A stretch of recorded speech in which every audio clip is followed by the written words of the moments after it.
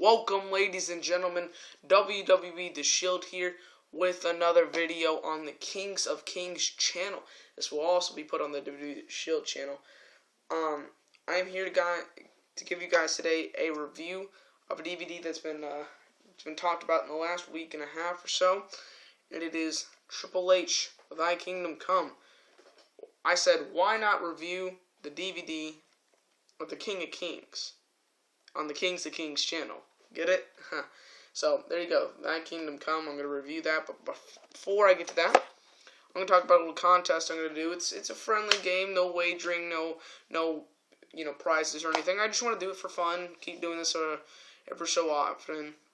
I have some little bets or some little contests to do.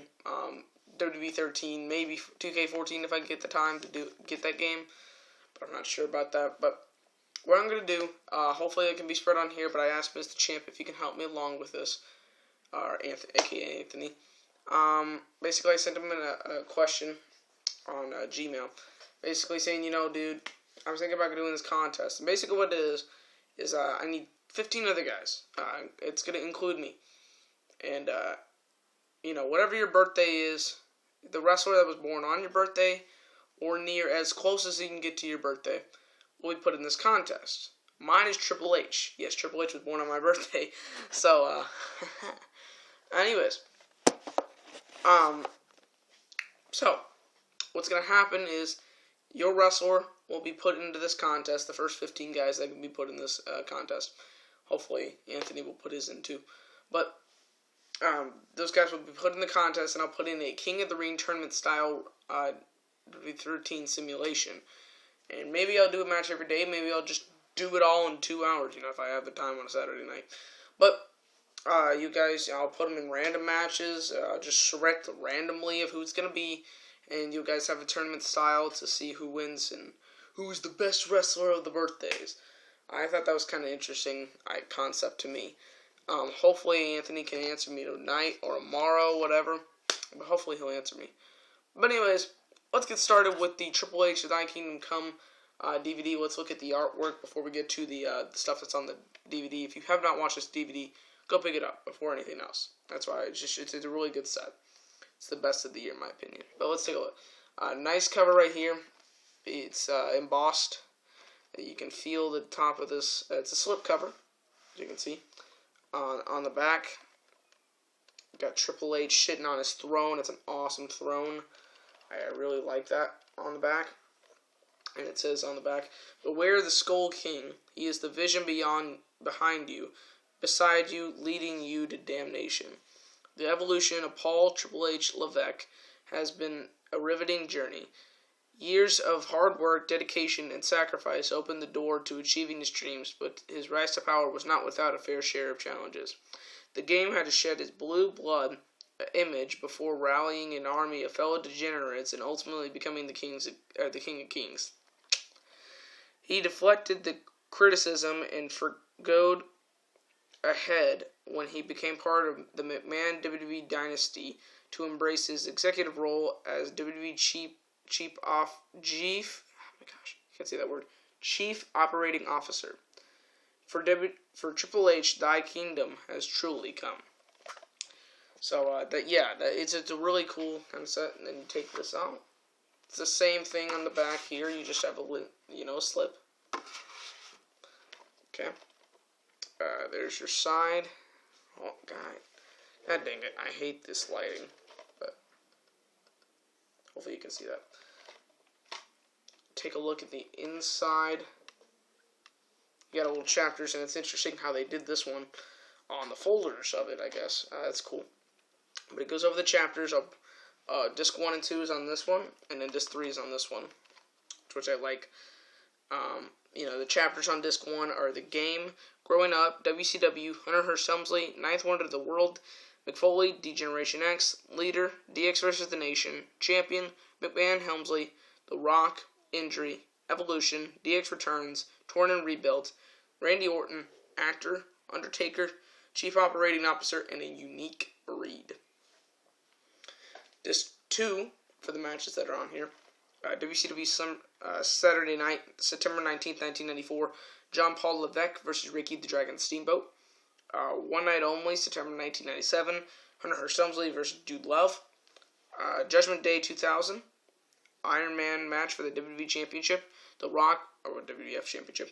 The Rock versus Triple H. And Unforgiven 2000. No DQ match. Triple H versus Kurt Angle. Really good stuff on that second disc. Third disc, you got Backlash 2001. All championships on the line. Triple H and Stone Cold Steve Austin in his famous heel reign. Versus Undertaker and Kane. Raw 2003 for World WWE Championship. Triple H versus Rob Van Dam. Royal Rumble 2004 Last Man Standing match for the World WWE Championship. Shawn Michaels versus Triple H. Raw 2006 Road to WrestleMania tournament match. Ric Flair versus Triple H. SummerSlam 2007 return from injury. Triple H versus King Booker. No Mercy 2007 Last Man Standing match for the WWE Championship. Triple H versus Randy Orton. SmackDown 2008 non-title match. Jeff Hardy versus Triple H. And Raw 2009 Triple H versus Chris Jericho. So there's your match listing. You got some pictures in the inside. You got Triple H right there with the ring. That's a nice looking picture right there. You got the disc. I'm not going to go in the backs, but shows before his career, during his career as chief operating officer. So let's take a look at let's review this bad boy known as Triple H Thy Kingdom Come. So we're going to go into chapter by chapter what has been going on, what happened with Triple H in this documentary. So first is the game, and they're talking about how, the game is just a little bit of the overshadowing of his career and what's to come in the next 2 hours. Okay, chapter. Let me see growing up. It's talking about they get his mom and his dad, Paul Levesque Sr. and Pat Levesque, pretty sure. They incorporate them in the DVD, basically saying how, he was athletic, he was training at the age of 14 to get better in bodybuilding, and how his mom said he never thought she would see his son. Oh my gosh, she would never see her son be a professional wrestler, but he was a very athletic kid to say the least. I do like how they incorporated his family onto the DVD. His mom, I really liked his dad. It was kind of cool. But I do like what they were doing with it. And, it was interesting to see Triple H growing up. I think it was interesting to see what was going on with that at the time. And I just like his kind of background, because I didn't know what, you don't really know what their background is until you really see the documentary, and this was an interesting look. WCW, this is the part I was looking forward to, because I heard some good stuff about this WCW chapter, and it was very good. He was talking about he got a contract from Eric Bischoff. It was supposed to be 2 years, and Triple H said, "Can I have one?" And I never thought anybody would ever do that before. I mean, you don't do that usually. Triple H even said he didn't know he would have the balls to do that, but he did. And he's like, "I'm giving you a 2-year contract," and you're like, "One?" He said, "You're gonna figure out if you want me or not. You're gonna give me the time of day. If you want a contract, give me a 1-year contract. You'll know if I'm worth $52,000 or less than $52,000 or way more than $52,000." It was an interesting story. DDP comes on this DVD for a little bit. He talks about stories of how Triple H was working out every single day. I mean, he was working at the power plant, and he just would keep continuing working and benching and getting better, because he said he wants to be the big guy in the company. He always wanted to be the big man, and I really believe that was one of his biggest things, and that was pointed out in this DVD. Triple H is a hard worker. There's no doubt about it. I've always given Triple H a lot of crap about his stuff, but I can't say he does work a heck of a lot. A heck of a lot more than I do, and a heck of a lot more than other people give him credit for. It's a very hard thing to do, and he does it so well. Then they talk about how he called WWF and wanted the contract there, and Vince gave him a little contract, and they were talking about the Clique, and I always wanted the Clique was an interesting little group story that I thought was interesting to talk about. Basically they're saying how he was at a car dealership one day, and by the way, you're gonna get a little bit of a lot of spoilers. But he's at a car dealership, and he's getting a car, renting to go drive to wherever, I can't remember. And Kevin Nash pulls up, and he's like, "Hey, man, come over here." And he's talking with him. He's like, "How about you ride with us?" He's like, "Why? Really?" It's Kevin Nash, Shawn Michaels, X-Pac. It was awesome. They formed the Clique. It was pretty interesting to hear about this story. If you want a little bit more detail, go into that. But go watch this. But it was pretty interesting to hear about the Clique. I always loved the Clique, man. X-Pac. Maybe not the One Night with China. You know what I'm saying? But yeah, this was very good to see though. And Sean Waltman is on this DVD interviewed. Maybe a reason why he's not on there much is because you can barely understand him without text on the bottom. They didn't give him text, unfortunately. You get what you get. Anyways, it's cool to see. They talk about the infamous night where they Triple H took a stand. I mean, let me pull this up. I can't remember for the life of me why the heck I cannot remember what it is or what it's called. I'll pull it up really quickly, but it was the moment at Madison Square Garden, I believe, where they were. Oh my gosh, no, I can't say it yet. I gotta get this thing really quickly. Sorry.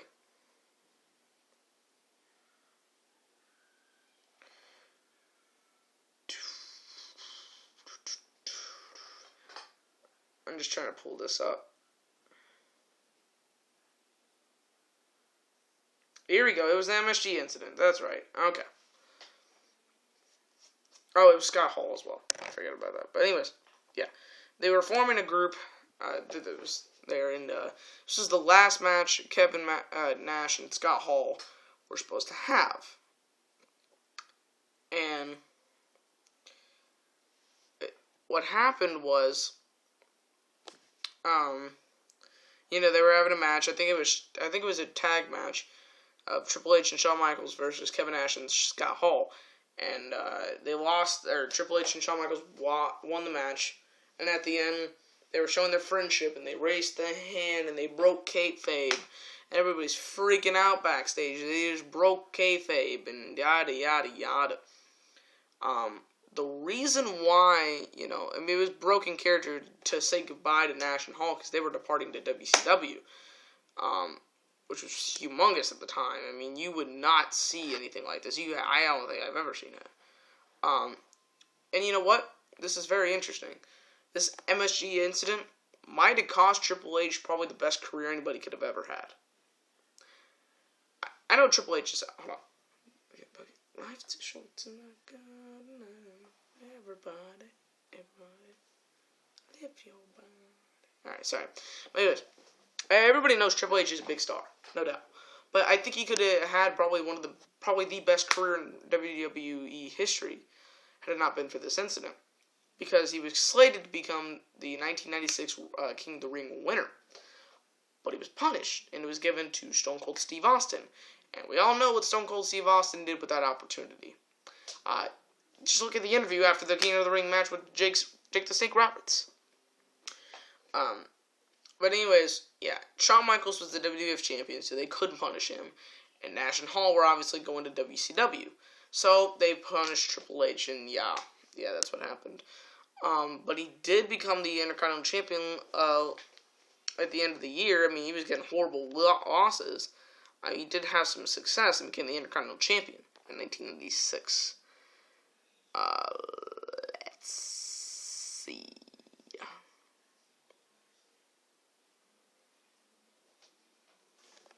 Okay. Anyways, so they're talking about how they bring China into this. And I really didn't know if they were going to push the limit with this one, because I saw this chapter and I'm like, they're obviously talking about China. But, yeah. Refer back to Sean Waltman. Anyways, I didn't know how they were going to do this. I didn't know if they were going to put her in the DVD. They didn't give her an interview.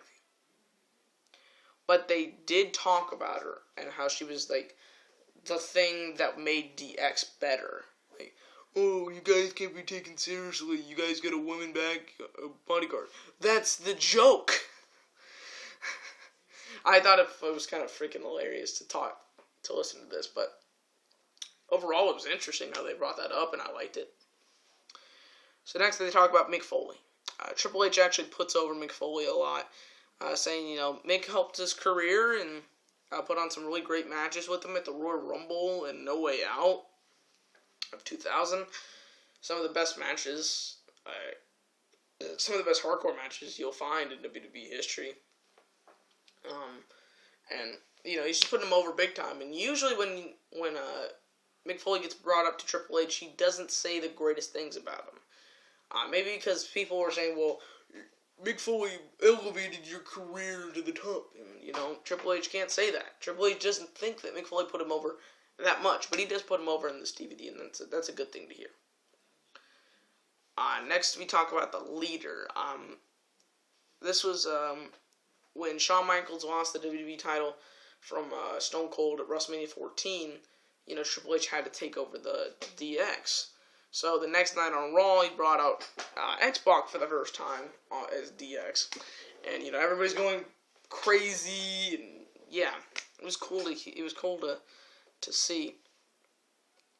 And he's taken over as the leader and brings in the New Age Outlaws, and he's taking control of DX, and it was really cool. Then we see with the DX and the Nation, he's talking about how the start of the Triple H and Rock feud didn't go, 2000. It started in 1998 with the DX and then Domination or Nation of Domination. It was cool. The Croc just came back from the bathroom, and boy, you should have smelled what the Croc was cooking. It was awesome. But anyways, yeah. And then they're talking about, like, they go right ahead. Like, they talk about it for a little bit, and then right ahead, they're like, they show Triple H splitting away from the craziness and the shenanigans of DX.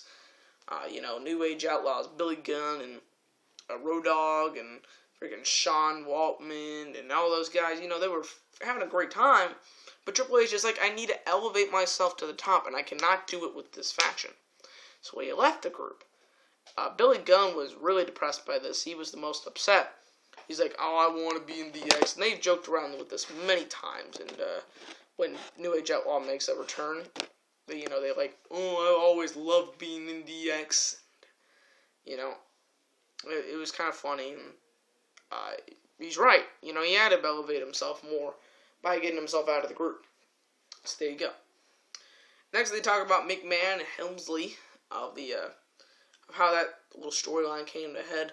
I still don't get why they did that. They're talking all about, I guess they don't even have a chapter fully based on this, but they're talking about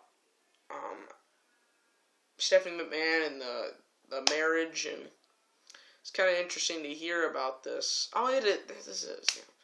But it was interesting to hear about Stephanie and him getting married, and, they were married at the drive-through thing. It was kind of funny, but it wasn't real. And apparently, it was funny. I heard about this. I never heard this story before. I don't know how many people that have. But apparently, a minister, what do you call those guys? The guys that take God dang it. The guys that say the marriage things, the vows and all that. I can't think of it. Not the groom or the bride. I'm saying the guy that talks to them. I can't think of it for some reason. It bothers the heck out of me. But anyways, apparently his nephew was reading a WWE magazine about Triple H and Stephanie McMahon and the divorces, and apparently he called Stephanie up, and she's like, I can't marry, or Linda, she's like, I can't marry these people. They've been divorced, and she started laughing. So she had to talk him all about the business and how this is all storyline, and I found that to be freaking hilarious. Just how stupid some of that sounds. I guarantee you, that guy was like, "What? You're idiots." But I found that to be probably one of the funniest things on the set to hear about. Next, we go to The Rock. Now they really talk about The Rock and the little storyline they had in 2000. I really honestly gotta say, 2000 was probably the only year Triple H was on top of the WWE. Triple H, or WWE loves to say, well, Triple H was on top of this year or this year. I only think 2000. And even Rock was right there at his tiptoes. It was like this. So, but I do think Triple H was on this high in 2000. They were having some really good matches. As one match on the Stevie Deeble show. But yeah, they talk about their great feud and how it's, Revolution. Was that on my top 25 rivalries? Was that one of the rivalries? Let me find out. I guarantee you it is. But I gotta see what number it is. Yeah, 13 is Triple H, The Rock feud. So, it's actually rivalries will go here. There we go. Alright, anyways.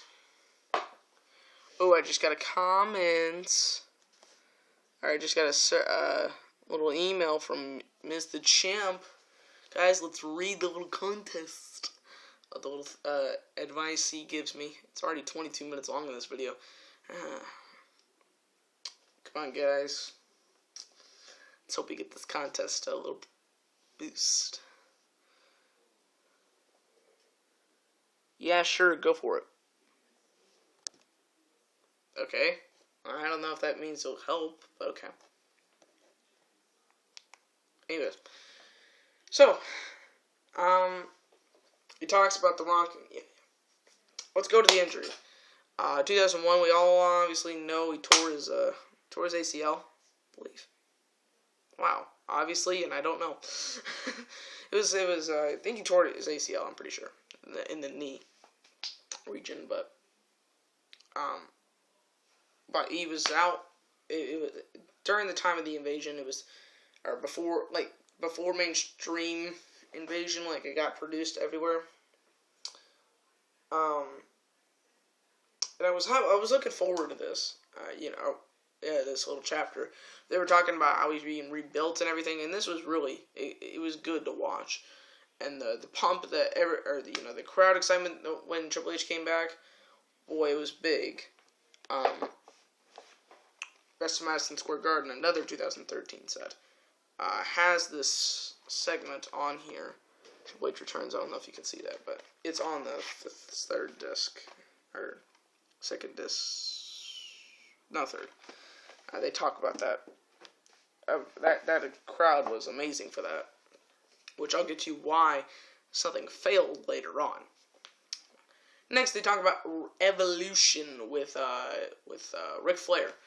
Ric Flair wasn't doing anything in the business at this time. He was in WWE, but they weren't doing anything with him. And Triple H is like, this guy can give so much more than what he's doing right now. So he walks up to Triple H. He walks up to Ric Flair and he's like, I want to put a couple guys over in the business, and he wants to help him out. And for those people that say Triple H buries on a monthly basis, he doesn't do anything for the business. Look at Evolution. Evolution was created off of making top stars. Randy Orton and Batista. You know where those two guys' careers went. Randy Orton is at a high right now in his career. And Batista, when he was in the WWE, had many world title reigns and was a WWE champion. It was a big time. It was a big career for Batista. So, yeah, don't tell me it was a fail. Apparently, it was supposed to be Mark Jindrak who was going to be in Batista's spot. But Jindrak said he was not mature enough and he wasn't ready. And He made that decision on his own, which it was a great thing to hear. But yeah, it was interesting to hear the start of Evolution, and I thought it was very interesting. Next, they talk about DX returning in 06. One thing that's funny is they did not talk about the 09 return. How failure that was. But anyways, they talked about the DX return and how they were even goofier this time. But they were goofier in a good way. I mean, they knew what they were doing. And it was even funnier because they're like 40-year-olds or 30-year-olds trying to act like 14-year-olds when they acted like this when they were, 25-year-olds. It was kind of funny to hear this, but it was interesting, and I liked it.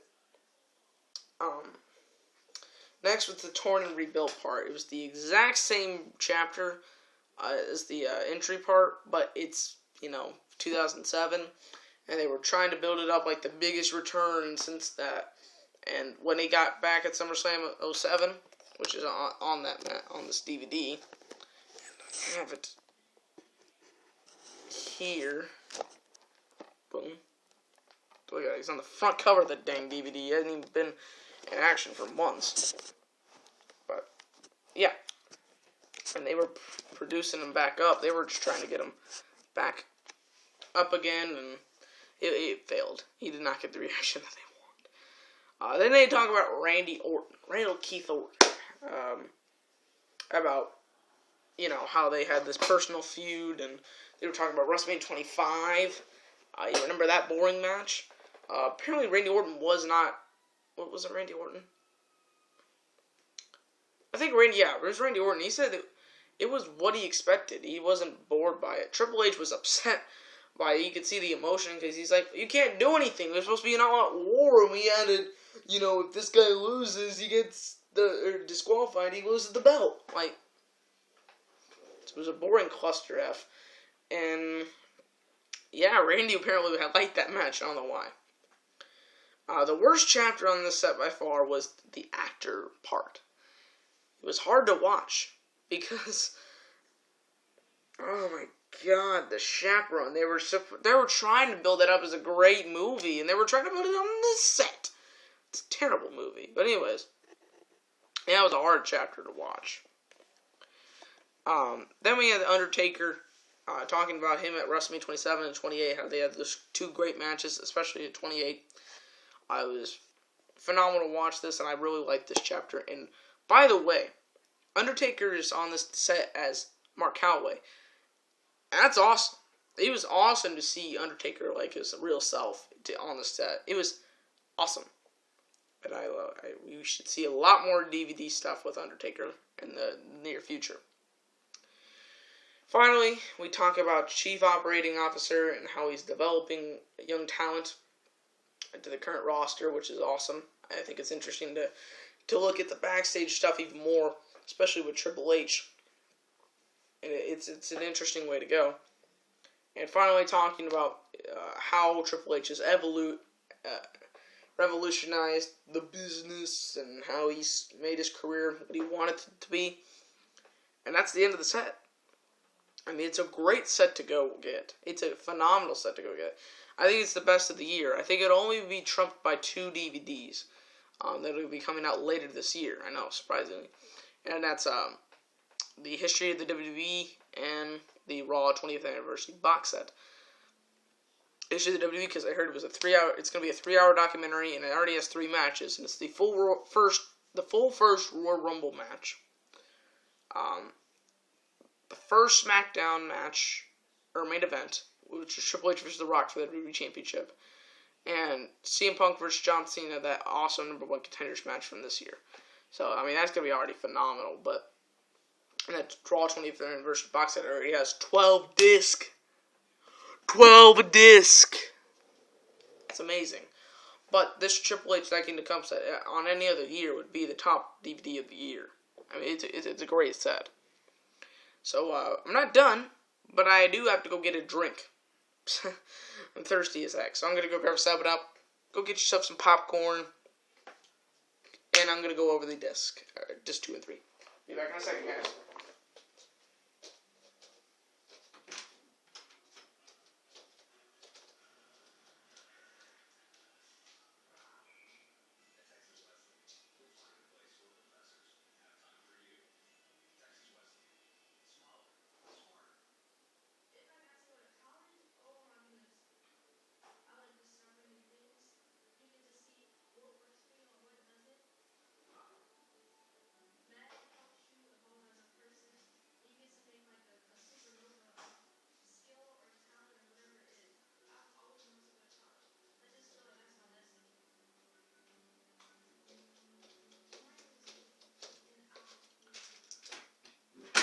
welcome back. I got a Gatorade. Look at that. Look at this bad boy.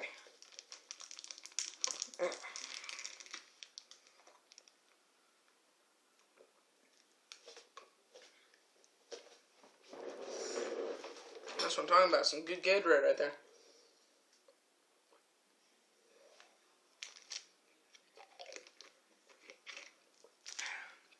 Alright, anyways. Let's move on to the matches. By the way, best documentary they made since CM Punk Best in the World. Like, well, documentary, okay? Top 25, I mean, there's some good stuff, but CM Punk Best in the World was better than this, but... Alright, let's go on. Disc 2, we start off with WCW Saturday Night from 1994, John Paul Levesque versus Ricky the Dragon Steamboat. This wasn't a phenomenal match. It was okay. It was good at times, and I liked Ricky Steamboat. But it was interesting to see a WCW match. Because you don't think Triple H, WCW. When you think of DDP, you think of WCW. When you think of Goldberg, you think WCW. When you think of Sting, you think of WCW. Maybe TNA, I hope not. Hulk Hogan, WCW. Well, maybe WWE. But anyways, you don't think Triple H, WCW. Hopefully. Terra Rising. Yeah, it was funny. But anyways. Good match to start off the disc. 2.25 stars out of 5. Or 2.25 out of 5 stars. It was good. Then we get One Night Only from 1997. Hunter Hearst Helmsley versus Dude Love. This was not a great match. Seriously. I mean, Triple H and Mankind have had some phenomenal matches. I want to saw a match from No Way Out 2000, the Royal Rumble match, like I said, I pointed out earlier. Those were phenomenal matches. But, this was not. It was just not good. 1.75 out of 5 stars. I mean, it was kind of boring. I actually fell asleep on this match. Then we get Judgment Day 2000, Iron match for the WWF Championship, Triple H vs. The Rock. Great match. Great match. I love the pacing of this match. It's 4 out of 5 stars. Everything on it was really good. Triple H and Rock had a contested hour-long match. When you keep me interested in an hour-long match, you're doing something great. It was a nice match to watch, and it flowed perfectly well together. The last 5 minutes got really shaky, with Vince McMahon coming out and Stephanie McMahon coming out, and all that they were doing. That was big, and then as the time was coming out, Undertaker came out for his big return. Everybody popped. It was a big, memorable moment. And apparently, he gave the disqualification to Triple H, even though the match had already ended. As the sources. I mean, yeah, I knew it ended. I don't know about those guys. Look at that Stone Cold Steve Austin case. I didn't know I could take that off. That probably means bad news. But anyways. But yeah. It was a good match. It was a very solid match. And even though the Undertaker, badass gimmick kind of failed out, I thought it was a cool gimmick. I like those gimmicks. When people think of bad gimmicks, like bad heel turns and bad face turns, two that stand in my mind is still really good, were the Undertaker badass gimmick and the Stone Cold heel turn. Stone Cold heel turn, that was terrible. I still love what they did in there. He was awesome heel. So 4 out of 5 stars in this match. Unforgiven 2000 no DQ match, Triple H vs. Kurt Angle. Put Kurt Angle on a DVD, and I don't know how long it's been since he got on a DVD. I can't tell you because I don't remember. Maybe the history of the Intercontinental Championship. That's probably the last. No, not the history of the Intercontinental. Maybe I don't know. To be perfectly honest with you, I don't remember. But anyways, really solid no DQ match. 3 out of 5. It was a really fun match to watch. And Kurt Angle was getting the crap beaten out of him and the stuff with Stephanie. Fun stuff to watch. So That was a good. It was a good second disc. 2 okay matches, and 2 really good matches. So good flow there. Disc 3, Backlash 2001. All championships on the line. Triple H and Stone Cold Steve Austin versus Undertaker and Kane. Undertaker and Kane held the WWF Tag Team Championships. Triple H held the WWF Intercontinental Championship, and Stone Cold held the WWF Championship. As I take another drink of this big Gatorade.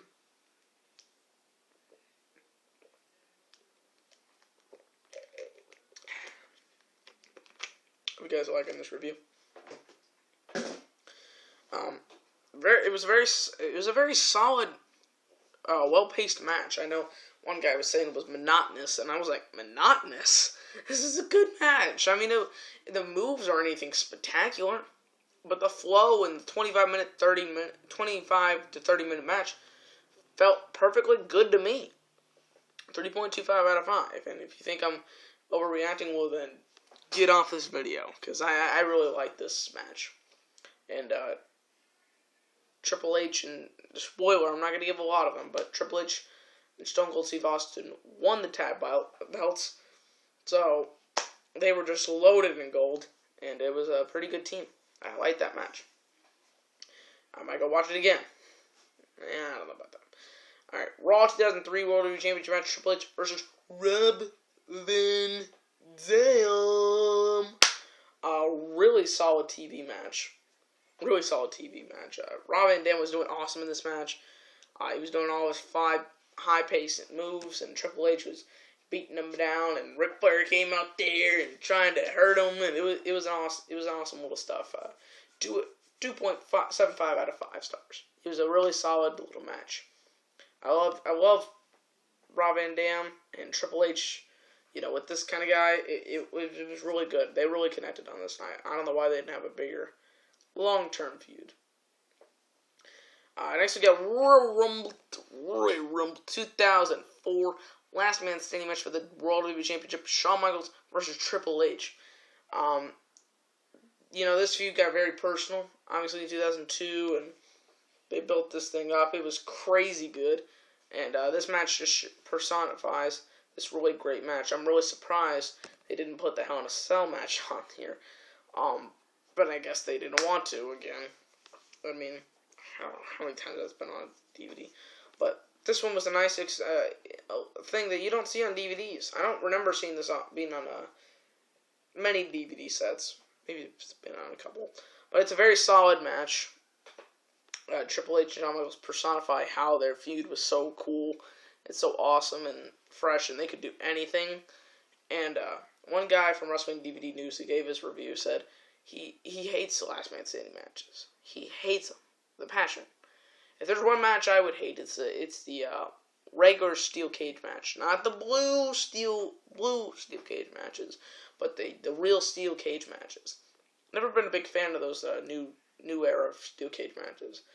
Like, there's been exceptions, obviously Ric Flair and Triple H, which should have been on this DVD. But nevertheless, that was a great match. Triple H Brock Lesnar from this year was perfectly acceptable, but I haven't been a big fan of them. I'm not a big fan of the regular steel cage match. But anyways, he doesn't like this match, but he said if there's one person that can make a last man standing match entertaining, it's Shawn Michaels. Boy, I'll get to one in a minute later on. You should have said someone else. But Shawn Michaels does make this very, very entertaining, and the blood was awesome in this match. Maybe a little too much, but it was nice. 3.75 out of 5. Great stuff. Then we get Raw 2006, Road to WrestleMania tournament match, Ric Flair vs. Triple H. I don't know why the heck this was on my set. I don't even know why the heck it was ever buried, or ever put on this world. This is the one match I'm, confused that it was ever on the set. Could you not have put that? See, this is what I'm talking about. Why did you put this match? Taboo 2005 wasn't good for you. But we had to put this match. I don't get it. 1.5 out of 5. I just really was mad at that match. SummerSlam 2007. Oh, let's go back to that failed attempt to get him back. Ric Flair, or what the heck? Triple H versus King Booker returned from injury. The other failure trying to get Triple H back with the crowd did not go over well, obviously. And, you got some reaction, but not even close to what it was in 2002. And it was not a good match. It was kind of boring. I actually fell asleep the first time, so I had to do it again. It was not a great match. 2 out of 5.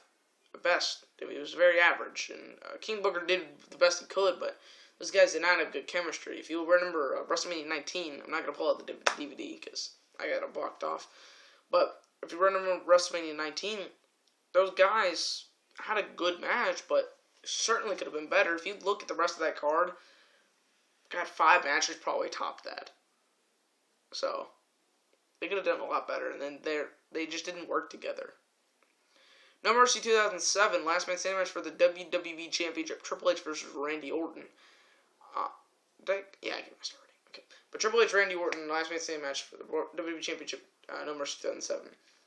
This is when John Cena got hurt the week before, and he tore his pectoral muscle. Right off the bone. Crazy. So, they were trying to figure out a way to get this WWE Championship match settled. So, Vince McMahon at the beginning of the night rewarded Randy Orton with the WWE Championship. And then Triple H is like, well, he doesn't deserve it, so F you. I want a title match. And Vince McMahon's like, yeah, your challenge is accepted, and he beat Randy Orton, became the WWE Champion.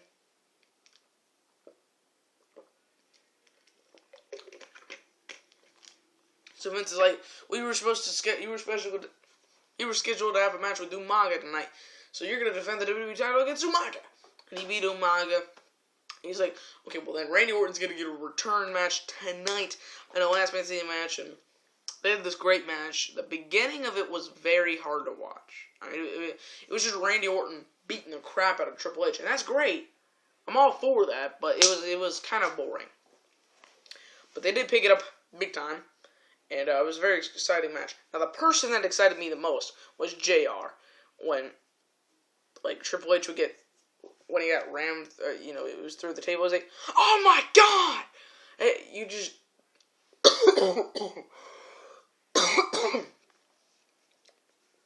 I mean, it was awesome to hear JR.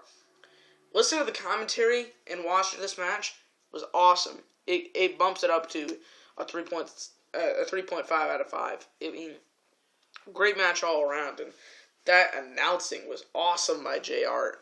It's like, my God! How are these men getting up? And, I can't do it great, JR, but just go watch Jim Ross's match. SmackDown 2008 non-title match, Jeff Hardy versus Triple H.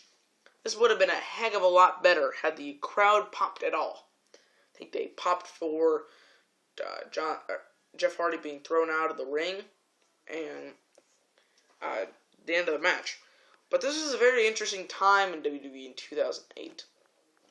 Triple H got drafted to SmackDown in the WWE draft. Excuse me. And he went over to SmackDown, and John Cena went over to Raw. And John Cena was the World Heavyweight Champion. Remember when he was the World Heavyweight Champion? He was defending the World Heavyweight Championship against Chris Jericho on Raw, and Triple H was defending the WWE Championship against Jeff Hardy and Edge on SmackDown. It was a very interesting time for WWE. It was very fun to watch. I'll say that.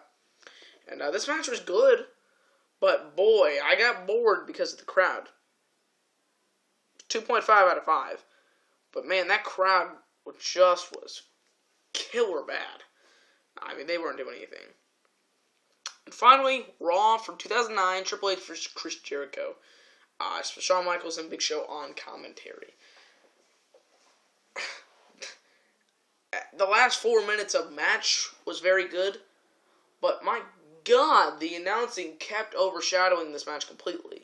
They're talking about next week in the TLC match, and I could not focus on the match until about the last 4 or 5 minutes of this match. They were doing some really good moves and the counters, but boy, I could not get interested in this one. 2.25 out of 5. I can't really say anything. I don't want to give it that grade, but boy, that's the grade I'm going to give it. So there you go, guys. Triple H Thy Kingdom Come. This was not as long as this is longer than I expected it to be, and it actually flowed a lot faster than I thought it was than I thought it would be. So Triple H That Kingdom Come, that's the review. Guys, go pick this DVD set up on DVD Blu-ray for the Blu-ray exclusives. And thank you guys for watching the Kings of Kings channel. Go check out the WWE Shield and inbox me or comment in the section. Comment in the comment section below which wrestler was born on your birthday or near your birthday, and you'll be entered in the WWE 13 contest. So thank you guys for watching, and peace.